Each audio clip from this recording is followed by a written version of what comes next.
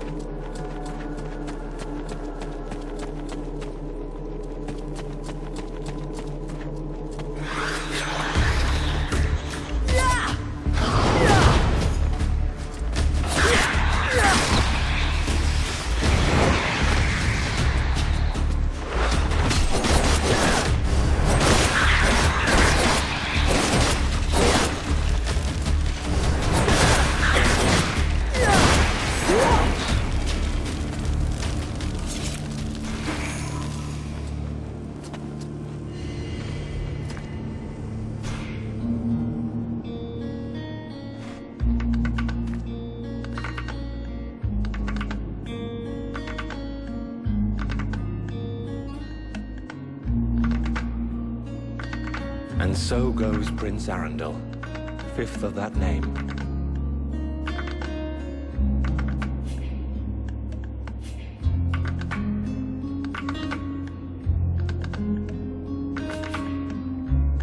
He died fighting for his people, and for Vertial.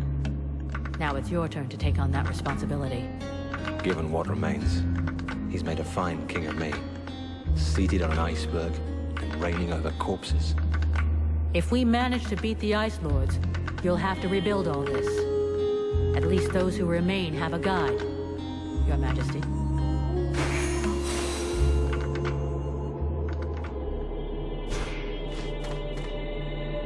Relmar, you got... Yes? I have a few questions I need to ask. Let's move on.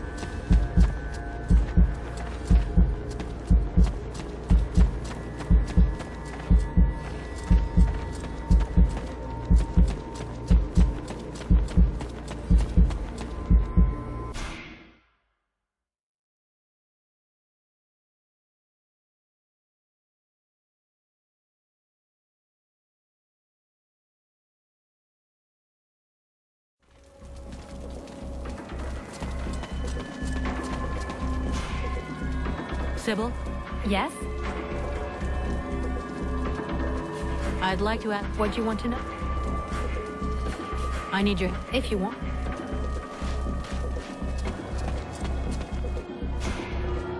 Relmar, Yes? I have... Let's change. I'll leave you here.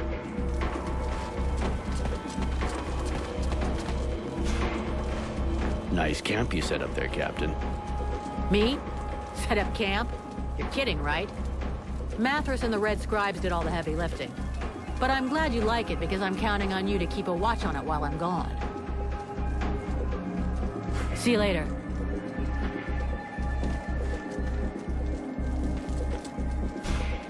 Vulcan. Let's change. I need your help. Let's change. Can I do so? No, thank you.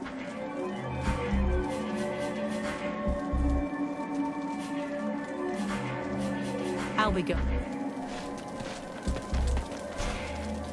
Greetings, Mercer. I gotta go.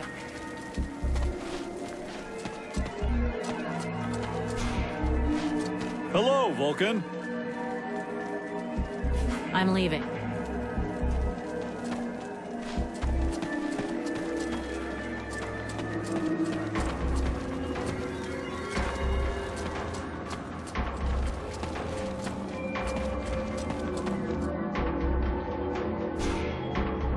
The knight hopes that he will not be left behind in the fight with the concubines. I already killed some of them. Sorry. I forgot to take you with me. That is a great disappointment. The knight had hoped to be included in this combat, and did not imagine he would be so easily forgotten.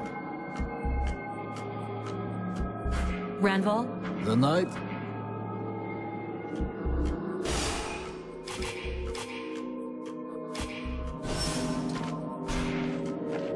The mercenary...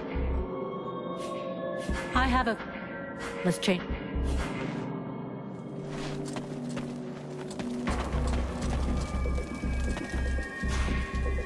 Mathras, got a moment? My dear, I want to ask... Why are you still here? you mean other than the pleasure of being near you? Well, you see, my dear, my curiosity knows no bounds. And you already know I'm immortal. I should think those two reasons would be enough to allow me to be present for the end of the world, though obviously it is my dearest wish that your little plan should succeed. Your capacity to resist the intrusion in your body of an extraordinary spirit is absolutely fascinating. Know that if the world is not totally destroyed in the next few hours, but that you should fall, I shall be inconsolable, and I shall celebrate your name for hundreds of years. Or for a short while, anyway. That'll be a real consolation to me once I'm decomposing. This Black Frost, have you ever met him before? It's entirely possible, but if I did, he didn't go by that name in those days. You see, at that time, I found the company of any and all living creatures quite simply unbearable. But of course, I hadn't yet had the pleasure of meeting you. I had decided to move to an area as far away from anyone else as possible. As the desert climate tends to wear out my bodies faster, I opted to move up to the great frozen north. I lived there peacefully in my modest palace for some years, until one day, a small group of people arrived. There were a dozen apprentice sorcerers who called themselves the White Lords. Believe me, in those days, Lord was about the last thing anyone would think of calling them. On reflection, I should have slain them on the spot for having disturbed my peace and stolen some books from my archives. But I was rather bored, and their thefts intrigued me, and so I followed them. I picked up their trail in a city a few towns along. There were quite a few of them at the time, and the locals seemed to like them well enough. Are you talking about the Ice Lords? Yes, of course, though they weren't calling themselves that. I watched them for a while, but they were so ridiculous that I quickly grew bored of them. Clearly, managing to steal from my library had been the result of the merest stroke of luck. And Black Frost? Doubtless he was one of them, a talentless conjurer who imagined himself a great mage without having any of the abilities to go with the title. Of course, with the passing of time and using my research, they finally managed to achieve their goal.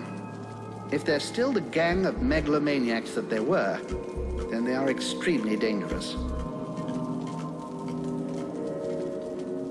Did you know that Edwin was really the White Lady the whole time? Yes, even though I almost didn't recognize her with all that clothing on. You may not believe it, but when she was a young girl amongst the White Lords, she liked to stroll around nearly naked. How come you never said anything? Oh, please. It would be a shame to spoil the delightful humor of such a situation.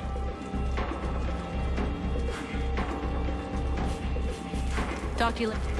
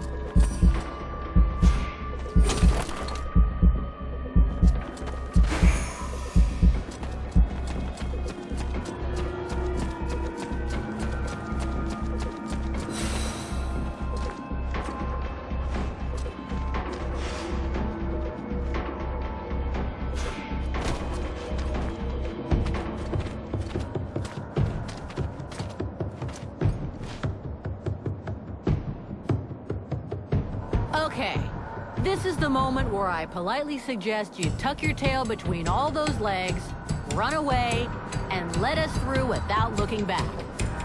And what reason could I possibly have for doing you a favor like that, little being?